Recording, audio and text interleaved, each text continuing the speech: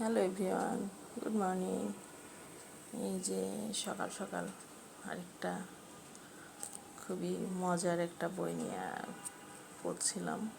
আমি পুরাটা কমপ্লিট হয়নি, আমার এখনও অর্ধেকটার একটু কম হয়েছে আর কি, পড়ছি। তো বইটা আমার হাজব্যান্ডকে ওর কোন ফ্রেন্ড জানি গিফট করেছে বা কলিগ এরকম হতে পারে, তো নিয়ে আসছে। লোটা কম্বল, সঞ্জীব চট্টোপাধ্যায়ের, কলকাতার একজন জনপ্রিয় লেখক। বেসিক্যালি উনি এই লোটা কম্বল লিখেই কিন্তু জনপ্রিয়তা অর্জন করেছেন। খুবই একদম মনে হয় বইটা পড়লে যা আমাদেরই ঘটনা, আমাদের প্রতিদিনেরই যা ঘটে এই ধরনের। তো এটার মধ্যে হাসি, হিউমার, ঘাত প্রতিঘাত, সুখ দুঃখে টানাপড়েনের তৈরি একটা জীবনবেদ বলতে গেলে। এই উপন্যাসটা খুবই মজার, খুবই ভালো। তো সবাই পড়বেন, সবাই ভালো থাকবেন, বাই।